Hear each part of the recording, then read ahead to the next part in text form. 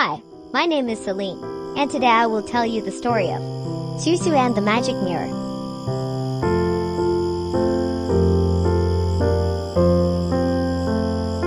This is the tale of Susu, who was the daughter of a very rich man, and a very kind-hearted one, too.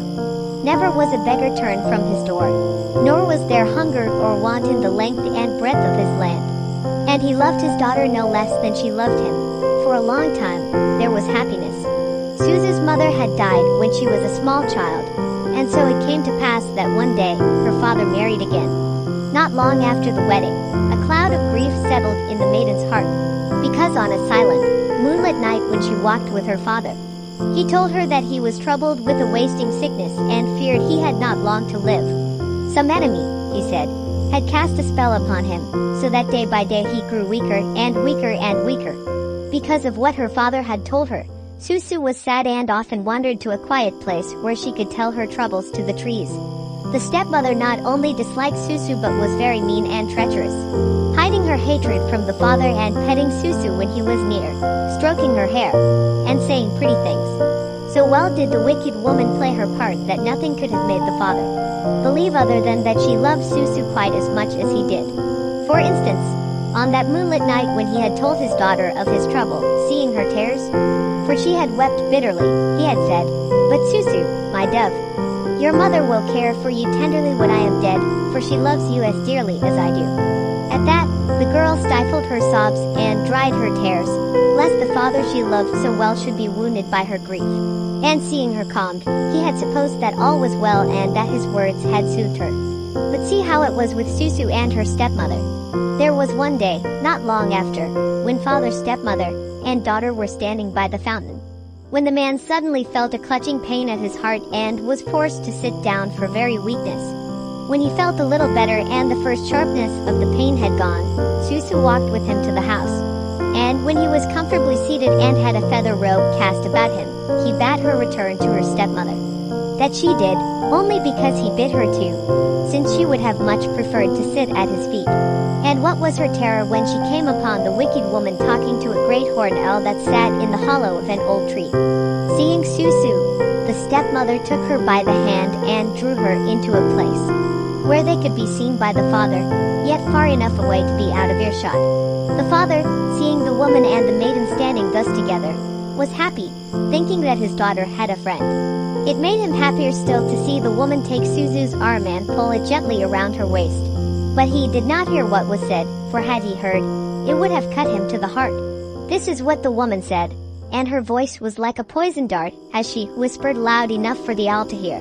"Susu, stand thus with your arm about my waist so that your father may see us together. Thus he will think that I love you." Then she hissed in the girl's ear, "But I hate you, hate you, hate you." And the owl lifted his head, blew a little, and repeated softly, "Hate you who, who?" From far off in the woods came the sound of an answering owl like an echo, "Hate you who, who?" And it seemed to Susu that all the world hated her for no cause, for the screeching parrots, too, repeated the cry. As for the sweet feathered things that she loved, they had all fled from that place. Soon the stepmother spoke again and the owl dropped to a lower branch the better to hear. "Susu," said the woman, "your father cannot live much longer.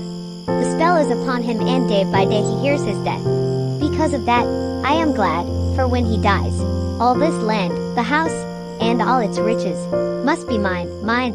Hearing that vicious speech, Susu was well nigh faint with fear and horror and would have sped to her father to warm him. But the woman caught her by the wrist, twisting it painfully, and pinched the soft place on her arm with her other hand.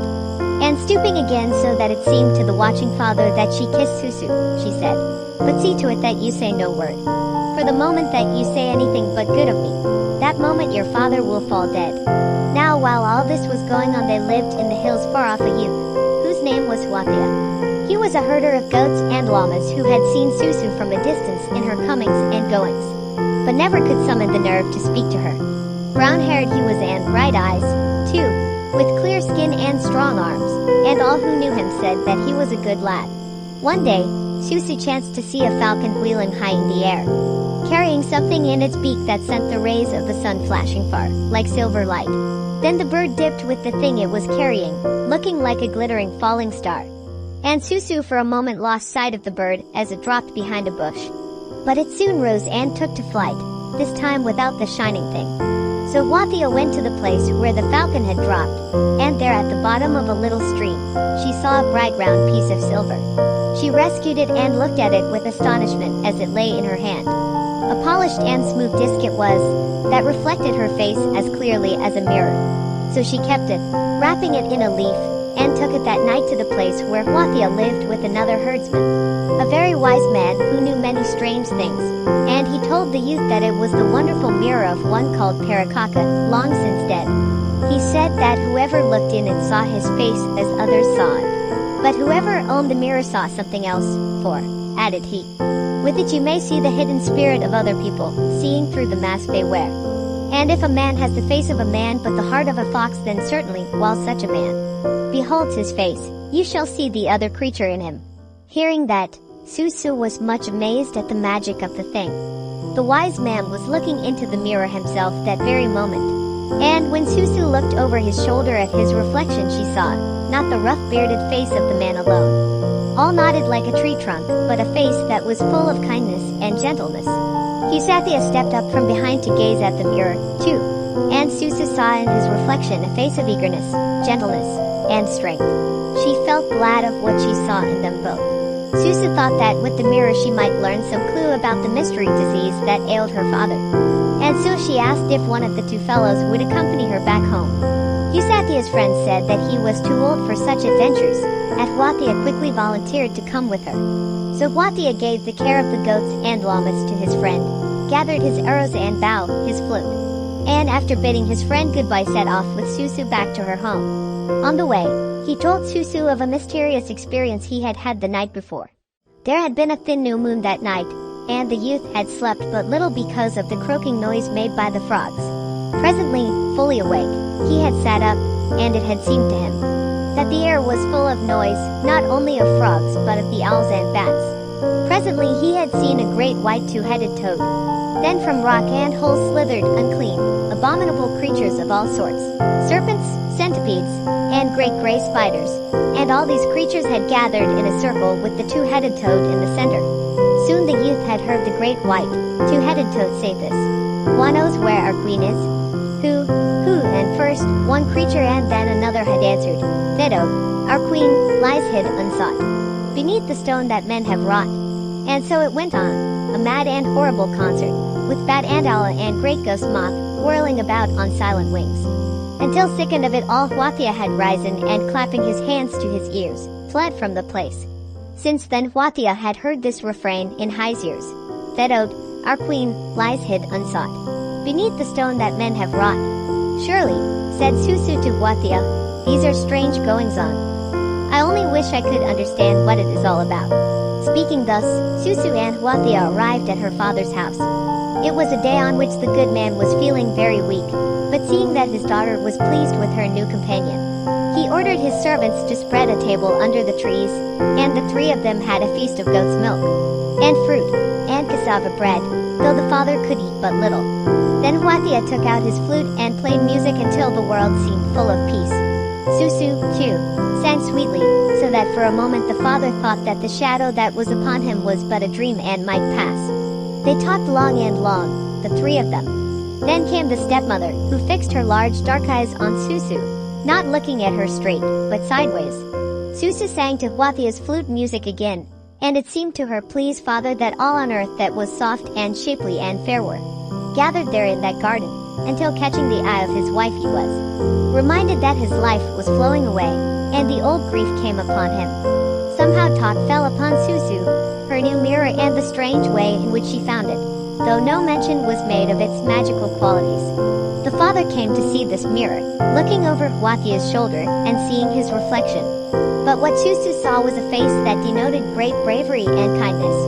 Admiring the disc also, the stepmother stretched her hand across the table and took the mirror, gazing at the picture of her dark beauty. Then Susu stepped to her side and looked into the disc. She saw, not the dark eyes and night-black hair that her stepmother saw, not the face of a proud woman, but the face of a double-headed white toad. Horrified, she continued to gaze, and Susu beheld about her stepmother's neck two writhing white snakes, a sight so horrible she could scarcely prevent herself from calling out. But of all this, the stepmother knew nothing and did not even guess that Susu knew her for a vile witch. The rich man, already tired, stood up and beckoned to the youth to give him an arm. Having found his seat and being wrapped in his feather mantle by Susu, he shivered and held the mantle tightly about him. Huathia shivered, too, and said, "There is, I am sure, some enchantment in this place.